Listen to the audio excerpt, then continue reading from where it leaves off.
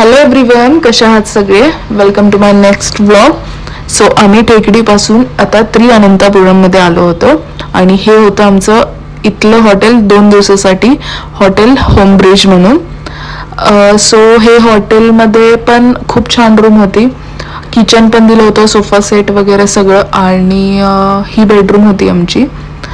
2 room केल्या होत्या आम्ही, कारण की आम्ही 4 जण होतो. आणि सर्विस पण खूप छान होती यांची. त्यानंतर आम्ही रेडी होऊन पुअर आयलँडसाठी निघालो, बॅकवॉटरसाठी. आम्हाला तिथे बोटिंग करायची होती.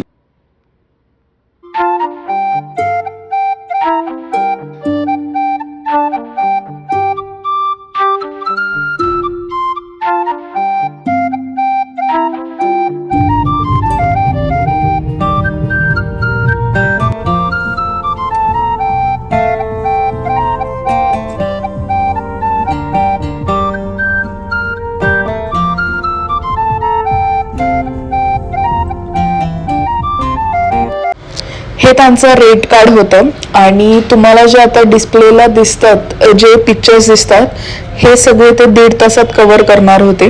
ह्या सगळ्याच गोष्टी ते दाखवून आणणार. 4,000 रुपये टाकले सगळीकडे, हे फिक्सच रेट आहे. हा स्टार्टिंग पॉइंट होता आणि इथे आमची जी ब्लू कलरचं आहे ते आमची बोट होती. सो आम्ही निघालो होतो राईडसाठी.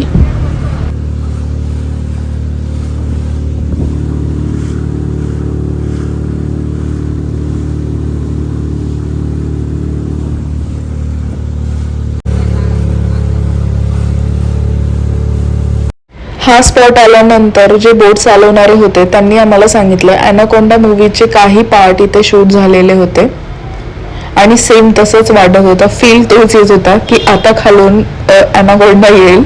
आणि इथे बोटमध्ये आपल्याला नारळ पाणी वगैरे या सगळ्या गोष्टींची सुद्धा सोय होती. म्हणजे ते नारळ पाणी घेऊन बोटमध्येच फिरत होते आणि जे विजिटर्स आहेत त्यांना नारळ पाणी प्रोव्हाइड करत होते. येस, ऑफकोर्स चार्जेस खूप एक्सपेन्सिव्ह होते. ॲज कम्पेअर टू बाहेर जेवढे आहे त्याच्यापेक्षा जास्त चार्जेस होते.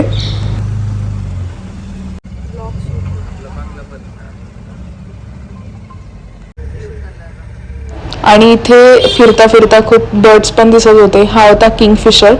असे खूप सारे बर्ड्स दिसले आम्हाला.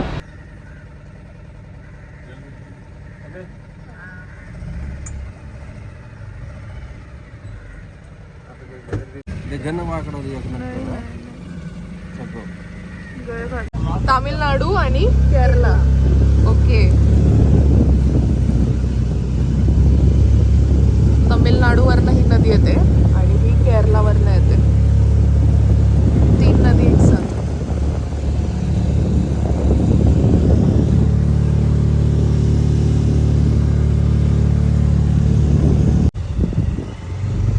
मदर मेरी स्टॅच्यू.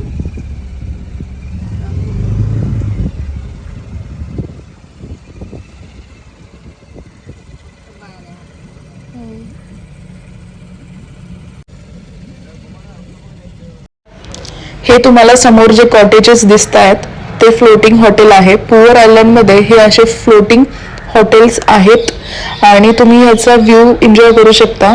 आम्हाला हे आधी माहीत असतं तर आम्ही नक्कीच इथे 1 दिवसासाठी रूम बुक केली असती. हा व्ह्यू एन्जॉय तुम्हाला समोर अरबी समुद्र आहे पूर्ण आणि बीच आहे. सो खूप मस्त एक्सपिरियन्स झाला असता हा. बट आम्हाला आधी माहीत नव्हतं, नंतर या गोष्टी समजल्या. बट तुम्ही एन्जॉय करू शकता गेल्यानंतर. हे जे तुम्हाला समोर इन्फिनिटी वॉटर दिसतंय, हा आहे अरबी समुद्र. हा समुद्र आणि ही वाली नदी एकत्र होतीये आणि इथे जे आहे गोल्डन सँड बीच आहे आणि हे फ्लोटिंग हॉटेल्स.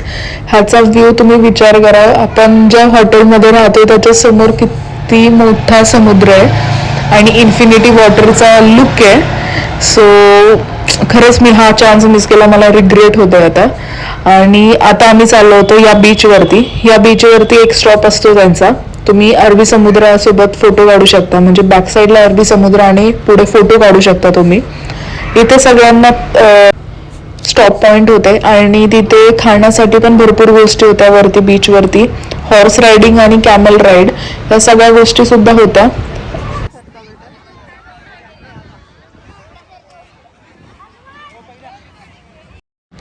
आणि हा होता अरबी समुद्र.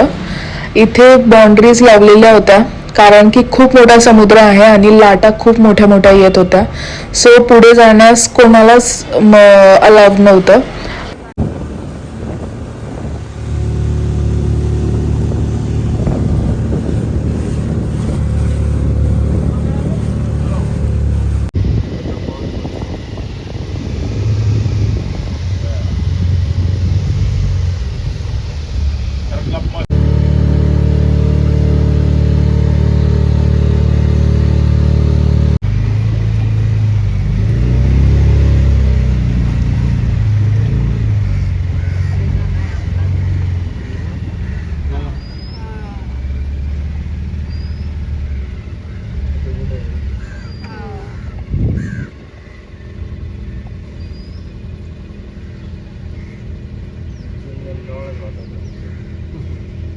अरे थांब ना, ऍटलीस्ट हिने येऊ तरी बघ. येईपर्यंत आमचा नाश्ता तयार झालाय.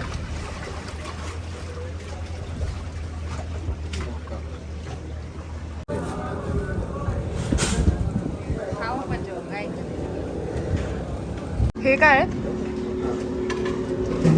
हे काय आहे? हे मंचुरियन आहे. मंचुरियन. ओके. हे पकोडा आहे, मिक्स पकोडा. ओके. सॉस द्या ना. त्यानंतर आम्ही गेलो अजिमला टेम्पलला. अजिमला टेम्पलच्या बॅक साईडला ही शिवमूर्ती आहे.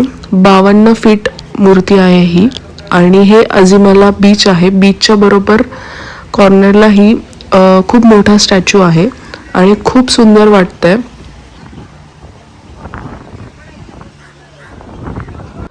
त्यानंतर आम्ही याच बीचवरती फोटोशूट करायचं ठरवलं आणि तिथे वरती चेंजिंग रूम होती, तिथे मी चेंज केलं आणि ह्या आउटफिटवरती मला फक्त शूट करायचं होतं. सो चेंज करून मी शूट करून घेतलं माझं.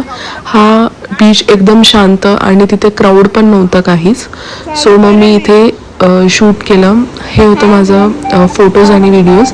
इंस्टाग्राम ID वरती माझे व्हिडिओज आणि फोटोज टाकलेत, चेक करा जाऊन.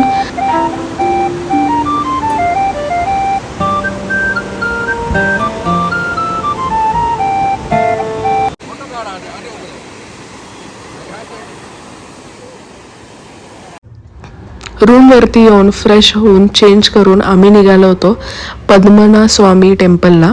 हे विष्णूचं सर्वात मोठं मंदिर आहे पूर्ण इंडियामधलं आणि तिथे साडी आणि लुंगी हे कंपल्सरी आहे. साऊथच्या कुठल्याही पॉवरफुल मंदिरात ह्या सगळ्या गोष्टी कंपल्सरीच असतात.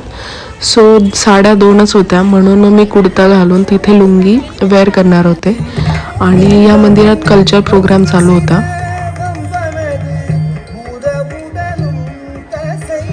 सो हे काही ट्रिपमधले फोटोज ॲड करते आहे आणि कसा वाटला व्लॉग हे नक्की कमेंट करून सांगा. चॅनलला लाईक शेअर सबस्क्राईब नक्की करा. पुढचा व्लॉग कन्याकुमारीचा असणार आहे, तो खूप स्पेशल आहे. So stay tune for that. भेटूया लवकरच एका नवीन व्लॉगमध्ये. Okay bye.